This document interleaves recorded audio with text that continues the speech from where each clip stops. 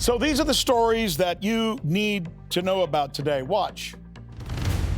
Emergency of the energy sector, the supply of energy, and the prices of energy. This is the island they want to take. Yeah. The Marines aren't even going to get here before they all...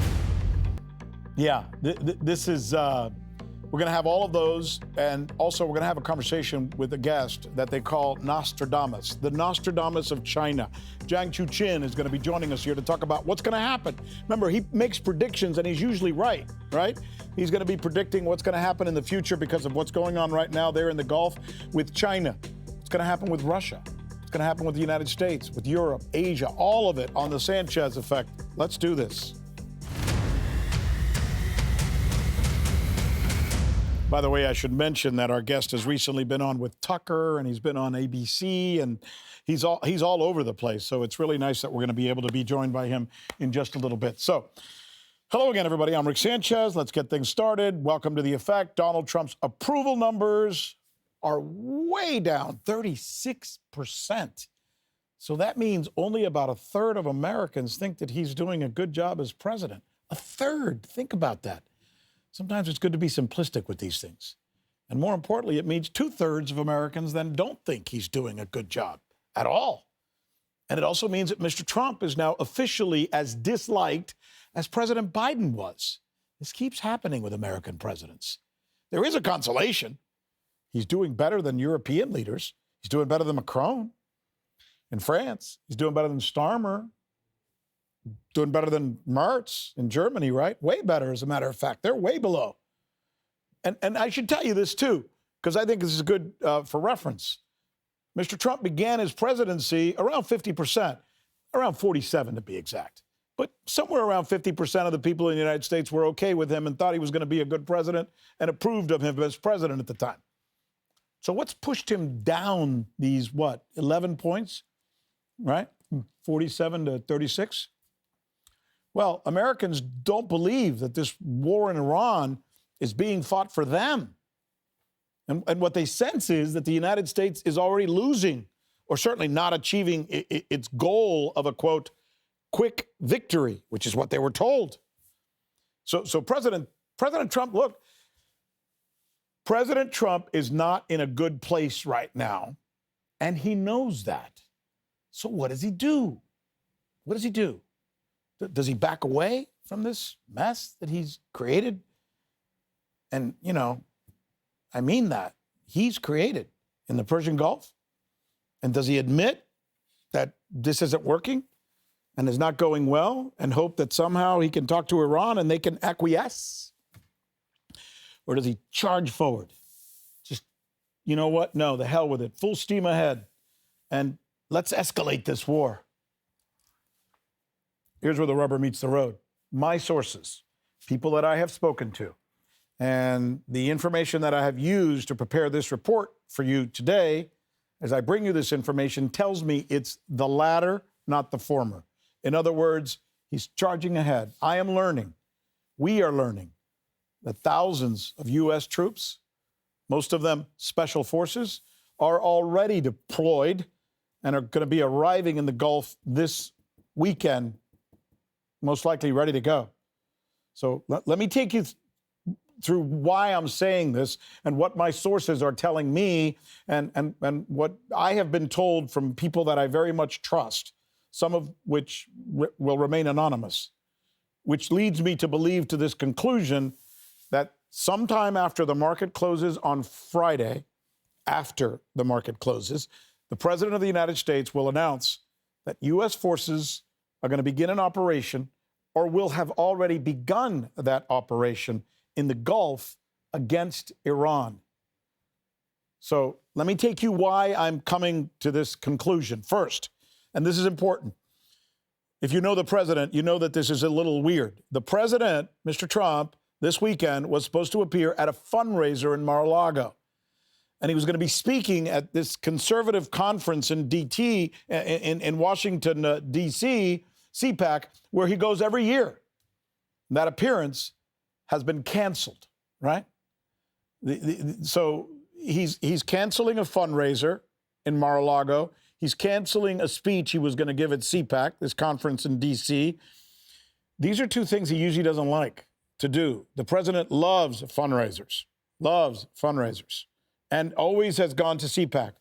Why is he all of a sudden canceling both of those things this weekend? Ask yourself. The expectation is that he's going to make some sort of announcement after the market closes on Friday. Now, since March 12th, according to sources with direct knowledge, a total of 35, count them, 35 C-17 cargo planes. That's like the old C-130, those big, giant cargo planes where you can get all kinds of stuff and they go overseas. They're big tanks, really.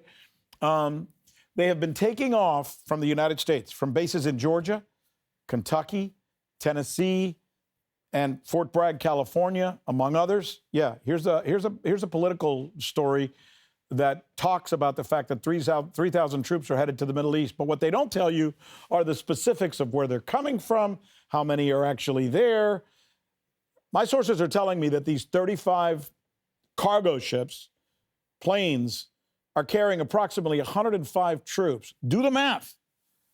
17 times 105, you're pretty close somewhere between around 3,500 U.S. soldiers and Marines who are already there in that theater, right? Now, who's going? Who's being shipped out? This, from what I understand, is not a contingent of regular troops. This contingent that's being sent there is made up of almost entirely special forces that are being sent to this area that will then primarily be members of the 75th Ranger Regiment out of Fort Benning, Georgia, as well as the Marine Expeditionary Units, who may be also the first to arrive. And they're going to be joined by members of the Navy SEAL team. They're also going to be joined by Delta Force and members of 82nd Air Force, as I reported to you over the weekend. By the way, the reason that we know this is because many of the men and the women in these units have said that they are being deployed. They've said it themselves. They've either told friends or told family members. And they're going to be joined by the Navy SEAL team members as well, who are going to be there coming to this place. Now, here's the question that needs to be asked at this point. If this were to happen, what is going to be the effect, and where are they going to go? I got a map I want to show you about where this is going to happen. Let's put up the map, if we could, of the two areas where this is most likely to happen. Look at Carg Island. You see that up there? Because this is where things get a little fuzzy. But the thinking of most military analysts who have been speaking publicly on this issue is that the elite troops will somehow be dropped into the theater, likely right there at Carg Island, off the coast of Iran, and they're going to be dropped off there using low-flying aircraft, most likely helicopters, to seize Iran's oil. Now, let me show you another possibility. There's also thinking that they will actually use Qasem Island. You see that right there, Qasem Island? Analysts say that the troops will possibly go to Qasem Island, which is right near the Strait of Hormuz, and then they'll turn that into like an FOB, right, a forward operating base. You can see it right there on the map. It's that little strip of land right between the D in Qasem Island and the S in Strait of Hormuz. See that right there? That's Qasem Island. By the way, this place is considered one of the most beautiful places on Earth. So much so, it's been designated by UNESCO as a global heritage site because of its shoreline, cliffs and salt mines and historic 1,000-year-old sites. The population is roughly about, 100,000 people who live there. That's about to be taken over. Now, let me take you through the next part. What's the problem for the U.S. troops if they go in there? The problem is that Iran has been preparing for this attack for more than a decade, and they're said to have rocket launchers and drones that are hidden along the shoreline where the Persian Gulf in. In fact, let's do this. Gene, put the map back up. I want to show them something. Put the map back up that we were just showing. Okay, so you see where Qasem Island is, and you see where Carg Island is. What do you see just above that? What is that along the shoreline? Those are mountains. You see those mountains?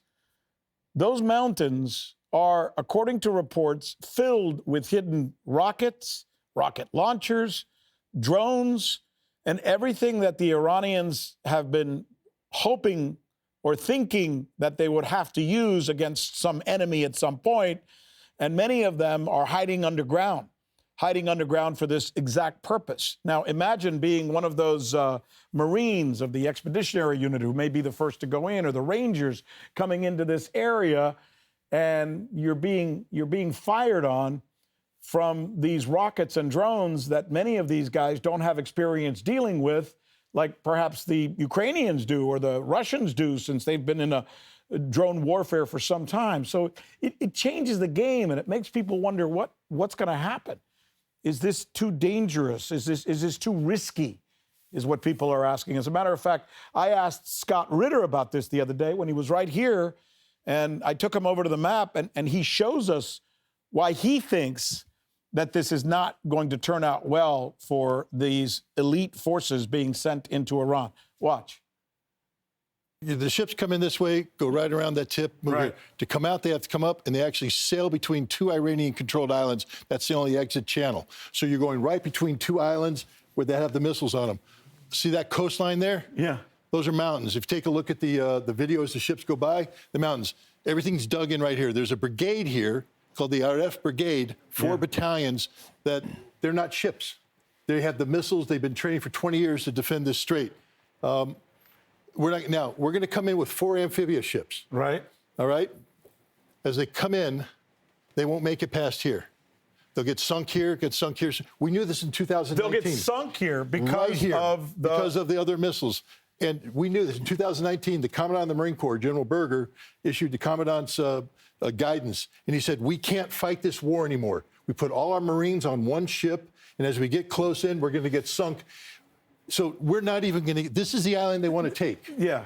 The Marines aren't even going to get here before they all die. I don't know. Maybe they were watching this report, because the understanding that I have now from some of the sources that I reached out to last night are that it's not going to be a Marine operation. In other words, they're not going to come in through sea. They're going to come in through air. Again, the expectation is, and none of this is confirmed, that they will come in with low-flying aircraft, helicopters, parachuting into these places to get the troops all in there at once. That's the desire. That's the hope. That's the expectation. Meanwhile, there's another part of this story which is important. The Israeli government is cheering Mr. Trump on and quite literally lecturing anyone who will criticize it at this point. This is kind of interesting. I want to show you something. This is the former Israeli prime minister. His name is Naftali Bennett. He convinces, some would say, frightens Americans into fighting for Israel, while at the same time criticizing Europeans for not thanking Israel enough for what it's doing for them. You got to watch this with your own eyes to actually believe what this guy's saying. Here, take a listen. Had we not acted, all of Europe would be under a terrible nuclear ballistic missile menace. So we're fighting your war, and we expect not to be, criticized in and on, but we expect your backing. That would be the decent thing to do. I think any European leader who sort of says, this isn't our problem, so when will it become your problem? When they have a nuclear weapon? When the missile is on its way to Madrid? When it hits Madrid or Barcelona? Is that when you're going to wake up? So we're doing the fighting. We didn't ask you for any help, nothing. All we're doing is fighting against this horrible radical Islamist menace. We're reducing and hopefully eliminating this threat. And instead of thanking us, you're criticizing us. I like the way he says we're doing the fighting. Maybe he has a P in his pocket or something. Because last time I checked, it's the United States. It's the United States of America that's doing the fighting. It's the Americans who are doing the fighting in Syria, in Iraq, in Afghanistan, in Libya, for Israel, while this clown sits there and says, we're doing all the fighting. That's just wrong, by the way. It's just wrong. He shouldn't say that. I think one of my favorite sayings, one that I learned from my golf buddy and a guy who happens to be a Marine. His name is Mark Darrow, and he lives in Atlanta. When I used to work at CNN, we used to play golf on weekends. And it's probably the most appropriate thing you could say to somebody right here, and I'd say this to Mr. Bennett. Stop pissing on my leg and telling me it's raining.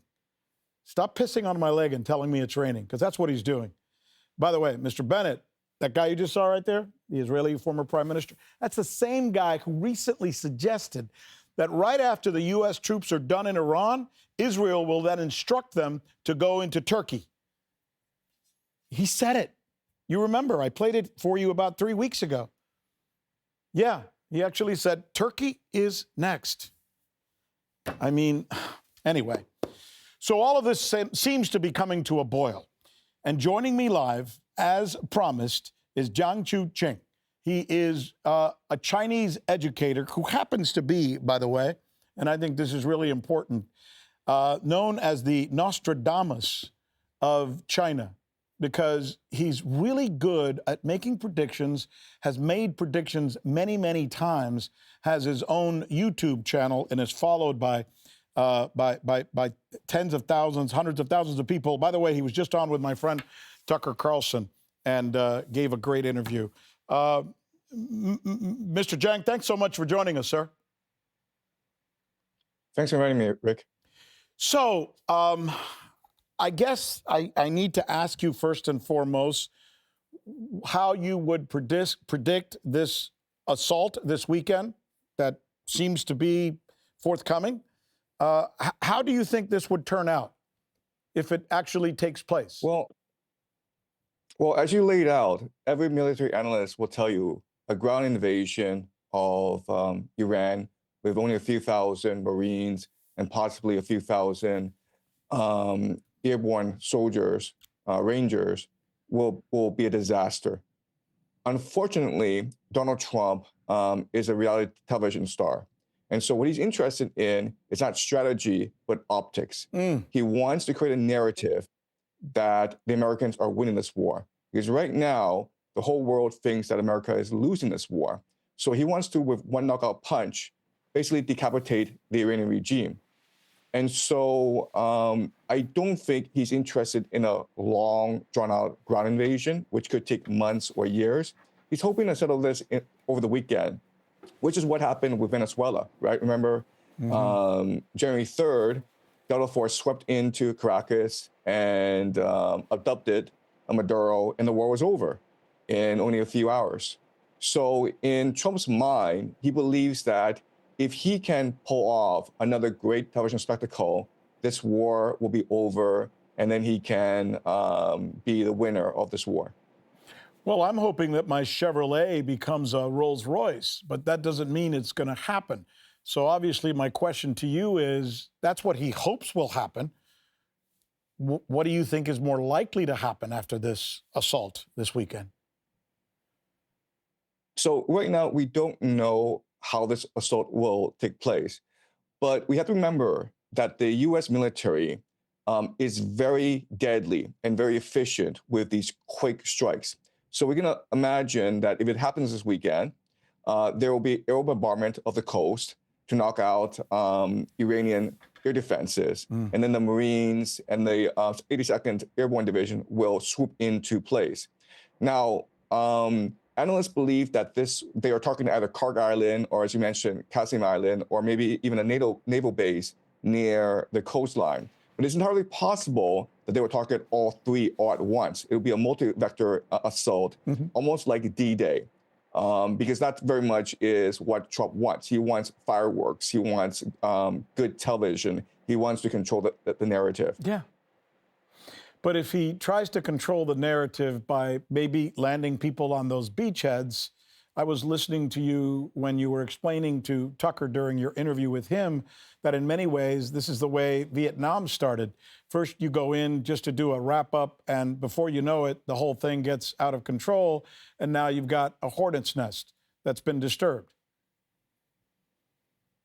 Is that right? Right. So, yeah, the great fear is that Trump is actually using this first strike in order to rally public opinion to justify an actual draft and a full-scale ground invasion of Iran. So right now, Trump does not have the public support and the congressional approval for a full-scale ground invasion. So most experts believe you need at least 500,000 troops to invade Iran. There's no way he's getting 500,000 troops. There's no way he's getting $200 billion in congressional funding for this war.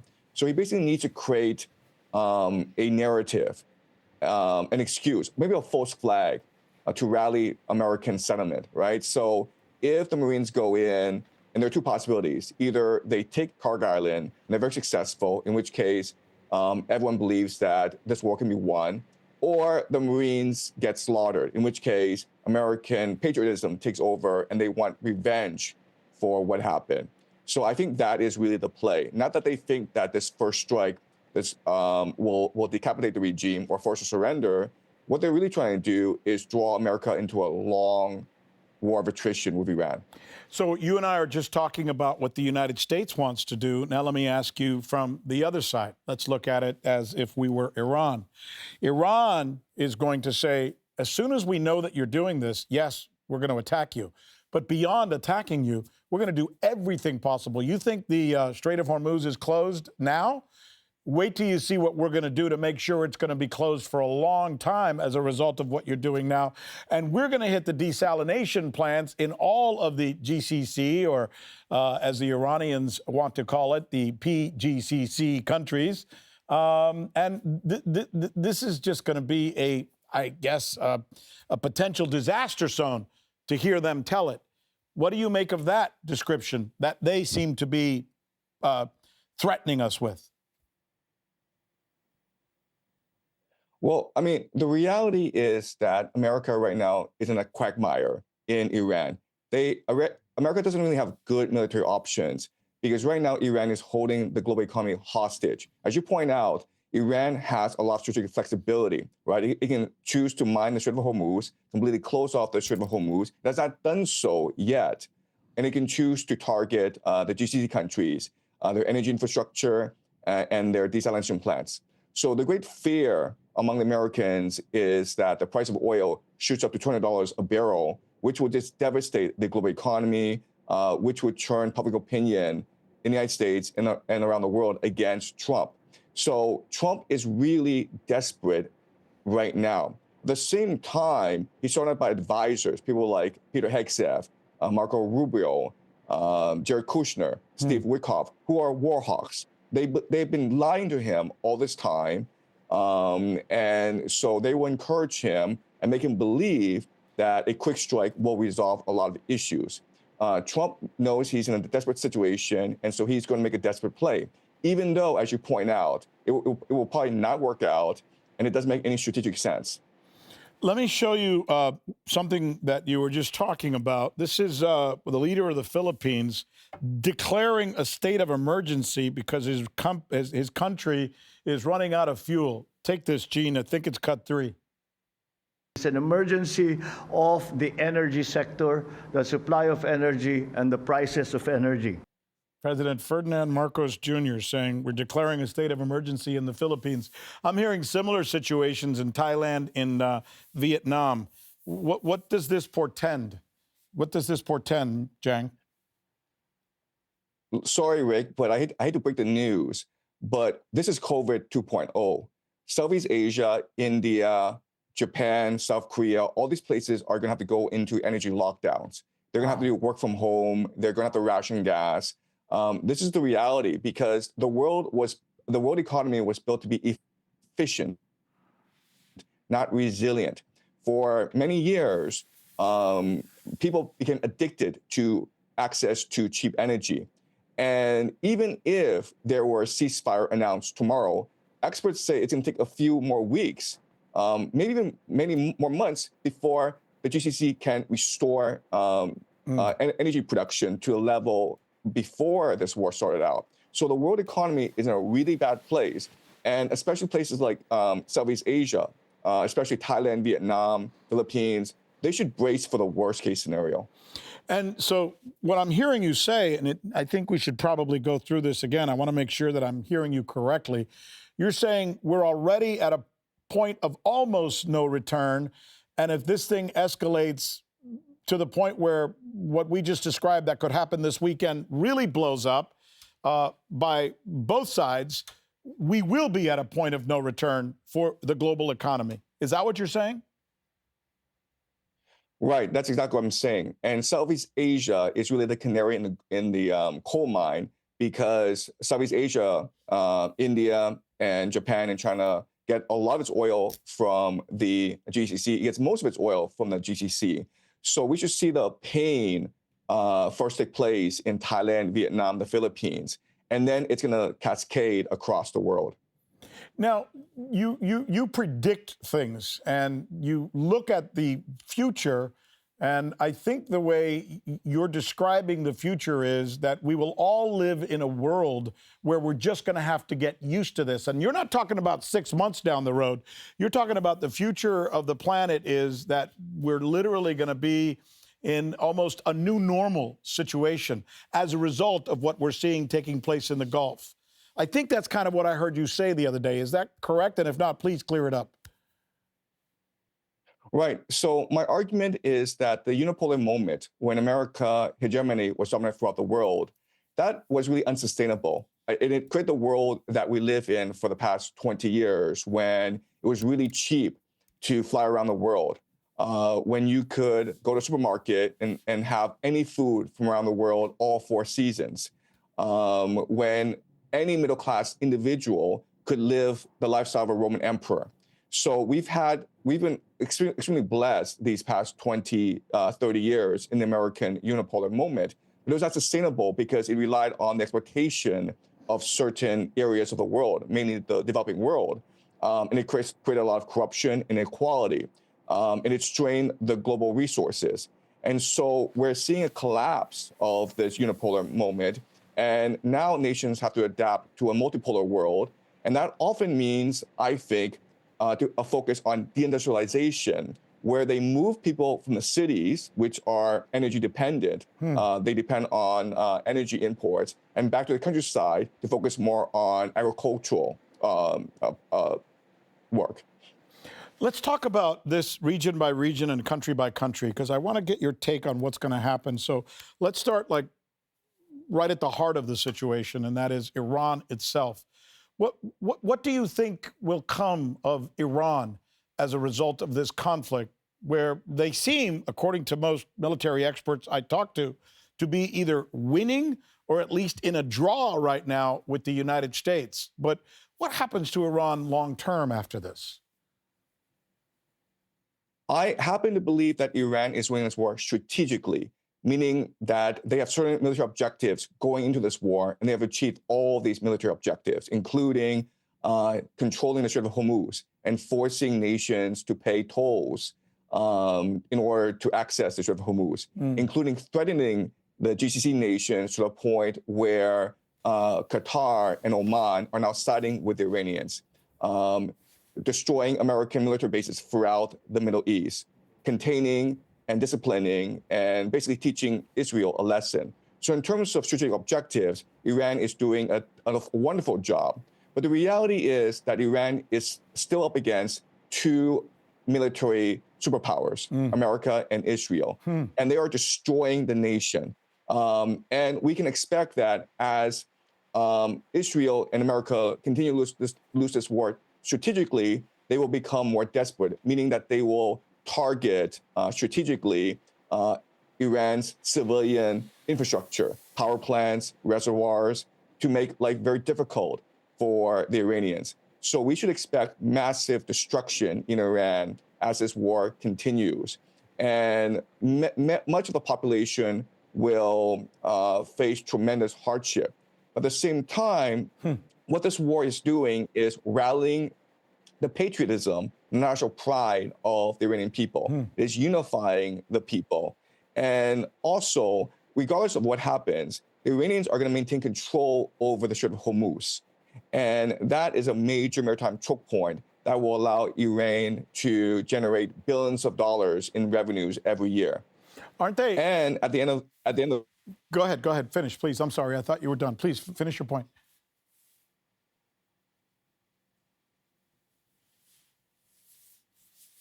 And I think we may Sorry. have lost, but he'll probably come back. Sorry. Let's hold on. Yeah. Sorry. Go Sorry, ahead. Go ahead, sorry, Jiang. And finish. Yeah. You're back. Yeah. So we also have to remember that Russia and China are strong allies of Iran. So Iran is a pivot point for Russia's north-south corridor, and Iran is also a pivot point for China's One Belt and Road Initiative. So it is in the best interest to help Iran rebuild as soon as possible once this war is over. So with the financial and industrial assistance of China and Russia, and with the control of Strait of Hormuz, then we can expect Iran to come back much more powerful than before. In many ways, Iran will come out a major winner of this war. Wow. In the long run. In the long run. In the long run, yes. Yeah.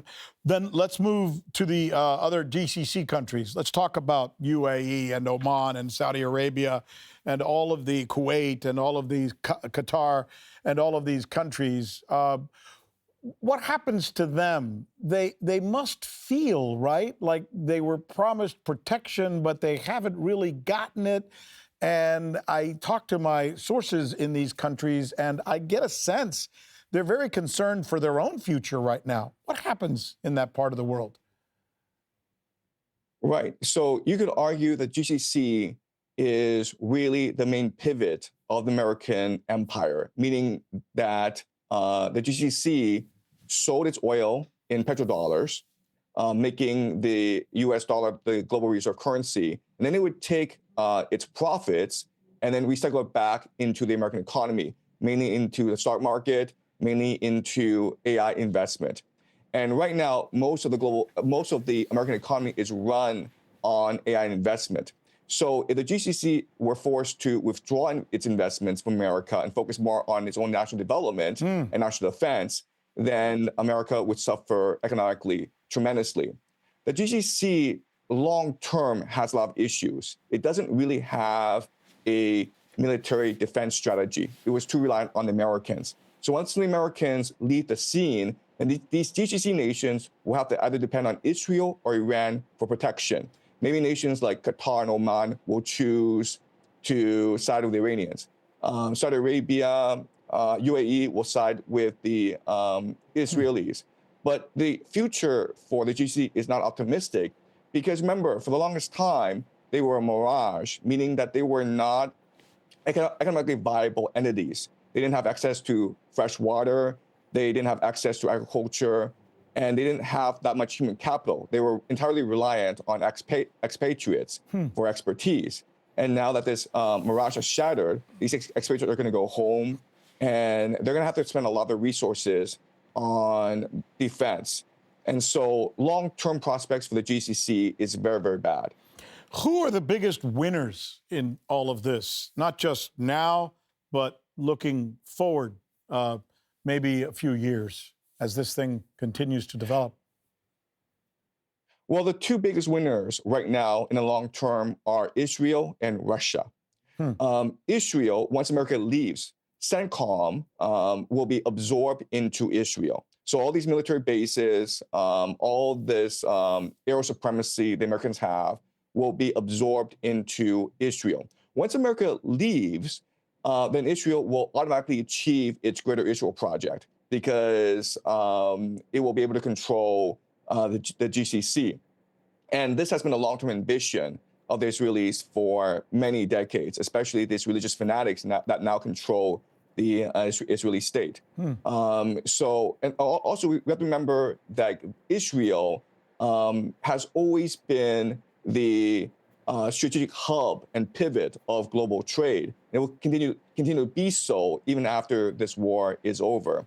So expect Israel to thrive and flourish after this war is done as global investment goes to Israel in order to rebuild the Middle East and create the Greater Israel Project. Can I just stop you there? Can I just stop? Can I just stop you right there with Israel? Because there are people watching us. Obviously, we have tens of millions, if not 30 million viewers, who are going to be watching you say that, and they're thinking in their mind, but can they achieve that while they admit themselves, because I've talked to Israeli officials who say we understand that right now we're the most hated people in the world. Can they achieve that despite the antagonism, the global antagonism against this very small country? Right. So that's a very good point. So after this war, I expect that Israel and Iran will come to a trade deal, come to an agreement. And then what's going to happen is that after this war is over, anti-Semitism is going to rage across the world because Americans will rightly believe that Israel was responsible for the downfall of the American empire. So you have not just Jewish talent returning to Israel, but also a lot of global capital going to Israel. Also, from the Israeli perspective, they really don't care if the world hates them because they have Mossad. Mossad is very good at infiltrating and subverting resistance movements.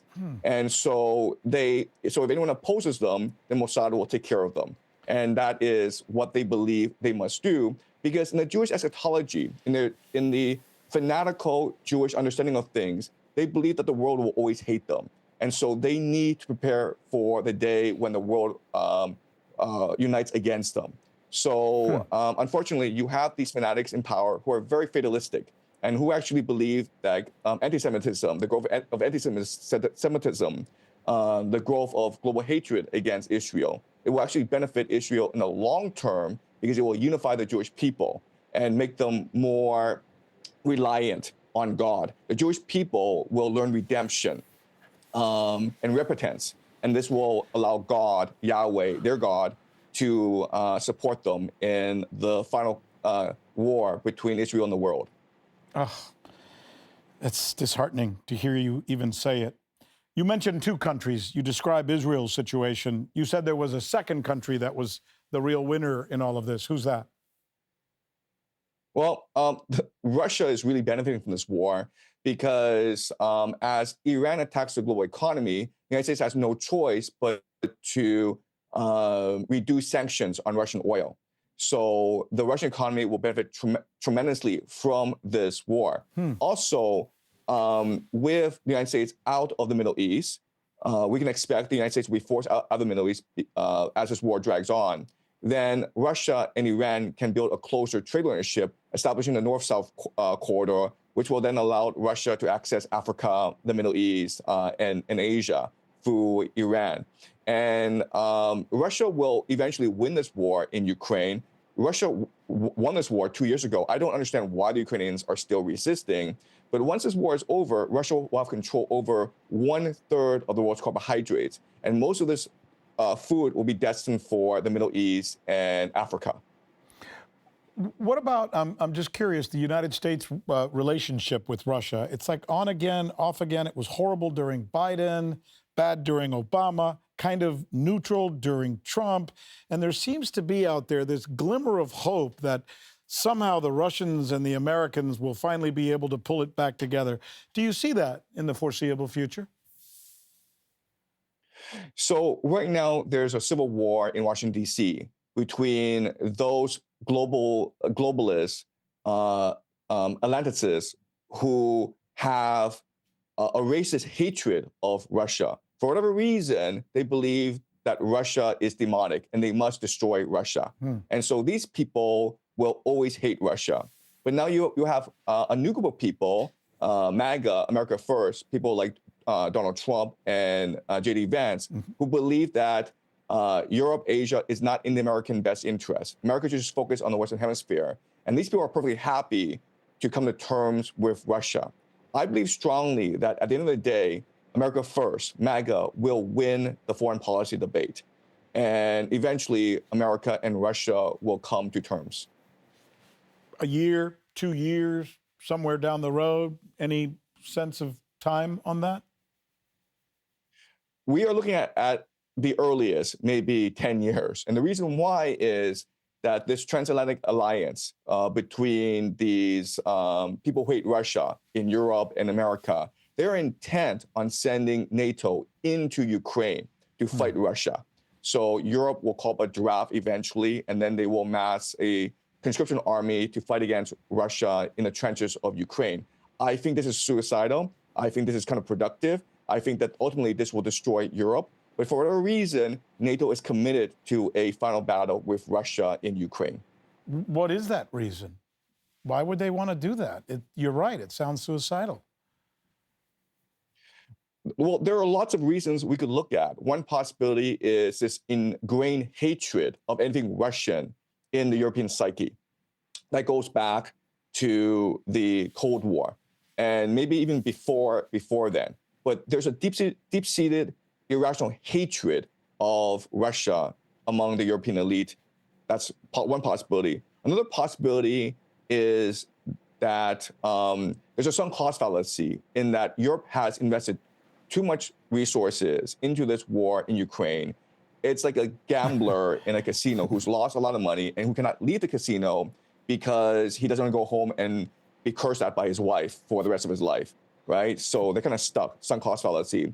Another reason is that internally, Europe is suffering a lot of issues. It faces the possibility of economic collapse because it lost access to cheap Russian energy. It's also possible you have a civil war in Europe because you have millions of these Muslim migrants who come into the country and the local population feel threatened. And so there's this right-wing backlash in Europe. So maybe to avert a civil war, maybe it's better off to send these men to die in the trenches of Ukraine. Wow. Okay, another country that is the West is often antagonistic to is China. You obviously know a lot about China. Let me show you some headlines I've been looking at in just the last couple of days that I had our team pull for you. These are headlines that mostly are being generated from the West. There's the Wall Street Journal.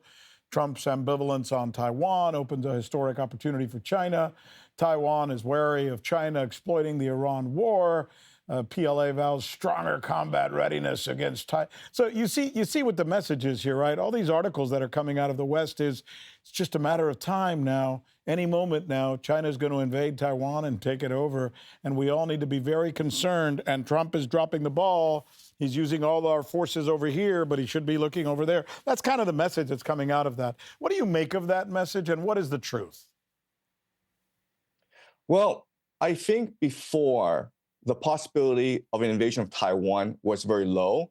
And now, because of what's happening in Iran, that possibility has almost gone to zero. So let me explain my reasoning. First of all, China is very dependent on oil from the GCC. The GCC provides 40% of oil for China. And if you don't have access to this oil, how are you going to fight a war, right? You're better off just maintaining your economy. That's number one.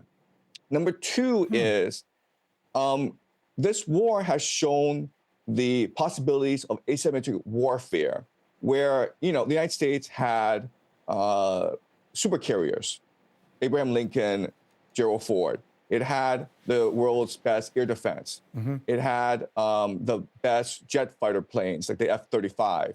And all of this technology, all of these big weapon systems are proving futile against a dogged resistance among the Iranian people. And so does China also want to find itself in a similar situation in Taiwan? And also what we're seeing is that this humiliation of the American military in Iran is going to have global consequences, meaning this is really the end of the American empire. It's really punctured the aura of inevitability and invincibility on which the American empire really rested, right? People now understand how to fight the American empire, and the American empire is a paper tiger. So China doesn't want to take this risk with Taiwan as well, especially with a emergent Japan, okay? And the third thing is that this war in the Middle East, it's going to make North Korea, South Korea, and Japan much more militaristic, much more nationalistic, because they recognize that America can no longer protect global peace. And so they need to rearm as soon as possible in order to defend their trade routes. And so I think that as a Chinese strategist, I would look more at Japan than I would look at Taiwan. Really? Well, you know, I've mentioned this on this newscast a couple of times that I've been watching the THAAD missile system. It's supposed to be the most incredible and sophisticated system in the world. It's not. Same as the Patriot system. I talked to Ted Postal, and he came on my show and said that these two systems together are only knocking down maybe 5% of the rockets and the missiles coming in. I'm thinking, if I'm Japan or if I'm South Korea, I'm watching this and I'm saying, wait a minute, these are the systems you told us that you've put in our country so we can defend ourselves. If they're not working there, they're not going to work for us. That might be impetus for them to go out and say, the hell with it, we're going to defend ourselves, right? How far do they go, though? Do they go as far as ballistic missiles? Do they even go as, heaven forbid, nukes? Right. So I think if you're Japan, your main focus is on reasserting naval supremacy in the South China Sea. Yeah. The reason why is that Japan is entirely dependent on imports for its resources, especially oil and food. And so it needs to protect these trade routes. And so you will see much more aggression among the Japanese in the South China Sea. Especially around the Strait of Malacca, especially around the Strait of Taiwan. The South Koreans, North Koreans will also recognize that they need to remilitarize as soon as possible in order to access resources. I asked you about the bond between, or the potential bond between Russia and the United States. Let's talk for a minute about this bond between China and Russia all of a sudden, which to me anyway, when I went to cover the Shanghai summit, I got a sense that it's getting stronger with each passing year, that there is even a special relationship between Mr. Putin and Mr. Xi, and that these two countries together, between their resources, the hydrocarbons of Russia, for example, the skill set technologically of the Chinese, the population of the. In other words, when you put this puzzle together, it's a formidable operation between these two countries. It seems to me, but you know, I'm not you, and you know a lot more about this. I'm wondering what you think of this this alliance and what it bodes for the future. I think this alliance between Russia and China will be great for both countries. And already we're seeing, you know, millions of Russians coming to China for vacation to establish partnerships. And so this is fantastic for both countries. The problem is that Chinese policymakers tend to be on the realpolitik, the realism school of geopolitics, meaning that they really don't see it's in the best interest of China to rely solely on Russia.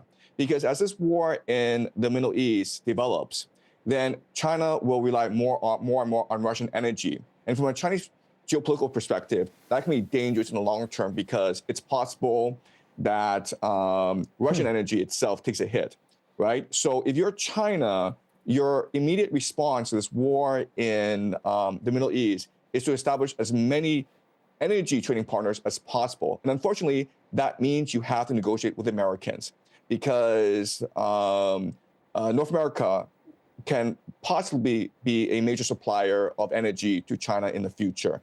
So I expect that when Donald Trump does come to China in mid-May, then I think that one thing they will discuss is the United States selling North American energy to China. Will a U.S. president finally come along who will understand that the hegemony has either come to an end or must come to an end? The chest thumping, you know, American exceptionalism and all that, when the rest of the world is looking at it and saying, yeah, I'm American. It's an incredible country with an incredible economy and incredible resources, but it's no longer the only incredible country, that there are coalitions of other countries that it's going to have to learn to either compete with or deal with. And my fear is that every president comes in and does just the opposite, buries us further into hegemony, which I don't think is positive, but maybe I'm wrong. What do you think? Look, I completely agree with you in that if a U.S. president were to learn to work with other countries, especially China, Russia, and Iran, the world would be a much better place. The world benefits more from trading with each other than fighting each other. unfortunately, there are some structural issues in America that cannot be addressed in the short term. The first major structural issue is the dominance of the military-industrial complex that thrives on international conflict, right? So, like this war, even though America's losing this war, they will still generate billions in profits. And that's just how the military-industrial complex works. That's problem number one. Yeah. Problem number two is that, unfortunately, America is controlled by the baby boomer generation. And the baby boomer generation are used to the unipolar world. They think that it is their birthright to have the unipolar world. And so they cannot possibly accept America in decline. And so if you just look at polling, most Americans are against this war, but baby boomers are actually more supportive of this war than other generations. And I think that's because the baby boomers can't really face any consequences. If America loses this war, not a big deal. If America wins this war, then they can still vacation in the Mediterranean and feel good about themselves. Okay, so the baby boomers are a huge problem, and honestly, they're not dying. They'll probably live to 100 on average. And the third issue is just the mentality of America's foreign policy elite, where both Democrats and Republicans believe that America has the right to empire. America makes the world a better place. If America were to lose the empire, then the world would go into the garbage can. And so they are determined to maintain hegemony. And this is a consensus among all Washington elite. Yeah, and unfortunately, I think it's a dangerous consensus that leads us in the wrong direction. Let me finish up with a couple of quick things. First of all, you're Canadian, which is really interesting because Canada is a country that I don't think gets as much attention as it needs. But it's part of the Americas. When we think of America, we always think of the United States. But the Americas is Canada. The Americans is the United States. The Americas, Mexico. The United States is Cuba, the place where I was born. It's that whole, those two continents, essentially. Where does the rest of the Americas fall into, especially a place like Canada, for example, in the future, in its relationship with the rest of the world? And, of course, its relationship with the hegemony itself, the United States and Washington, D.C. Well, as a Canadian who follows Canadian politics, I hate to say this, Rick, but Canada does not have a future. The Trudeau administration and now the Carney administration are really destroying Canada. They have chosen easy, politically correct policies and ignore the best interests of the Canadian people. So these past 5-6 years, they've let in millions of immigrants. And this is causing the housing market to explode, meaning Canadians can no longer afford to buy a house. Canadians can no longer find a decent job. Standard of living has gone way up in Canada. Then you have the COVID policies that really destroyed the energy and optimism of the Canadian people. You know, there were these trucker protests in Ottawa during the COVID lockdowns. And all they wanted was for their voice to be heard. And the Trudeau administration responded by debanking all the truckers and all those who supported their right to protest. So Canada has become extremely authoritarian these past few years, especially after the COVID lockdowns. And now what Carney seems to be doing is asset stripping Canada, meaning that he's trying to sell Canadian land, Canadian resources to the Qataris, to the Chinese, to the Americans before Canada itself goes bust. So Canada does not have a viable future. It will probably be absorbed in the United States at some point. So finally,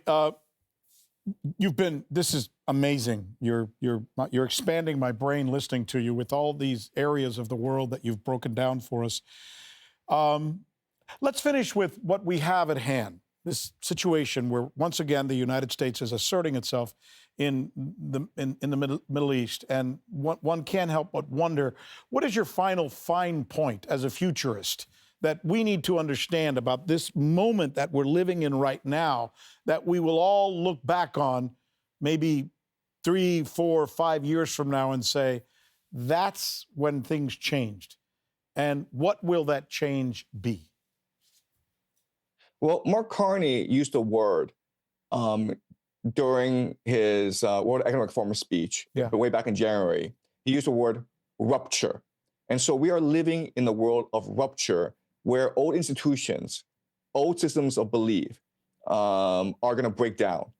And not only our values and institutions are going to break down, but nation states are going to break down as well. The global economy will collapse at some point, and nations will go into revolutions, political instability, civil war. So this will be a time of tribulation, of chaos. But at the same time, it will also be a time of spiritual awakening in that more and more people will discover and think to themselves, what gives me meaning and purpose in life? Am I just a consumer or am I a human being? And so I think that you will see a massive growth in religion. You will see a massive resurgence in spirituality. So this will mark a turning point in human history. And looking back, maybe 100 years from now, maybe historians will think this was a good thing because before we were too consumeristic, we were too individualistic, we were too selfish and greedy. And this has led us to a time of massive depression and massive unhappiness. And so maybe this rupture is a divine sign that enables us to fully engage in self-reflection and discover what brings us happiness and meaning in our lives. Jiang Ching, predictor, futurist, historian. It's an amazing conversation to be able to watch you capture all of these issues and show us not only where we are, but kind of where we've been and also where we're going. Do me a favor, let people know where they can find you, because I think people will watch you here and say, I want to hear this guy some more. Where can people find you if they want to listen to some of the things that you speak of? Right. So the best place to find me is on YouTube. So I'm a teacher in Beijing, and I upload my lectures to YouTube on history, on geopolitics, on game theory. And so if you go to Predictive History, YouTube, then you will find my lectures. Thanks so much. You've been so kind to give us so much of your time, and you're such a smart guy. Thanks, really. Thanks, I really appreciate you coming on, and I know our viewers appreciate it as well. Thank you.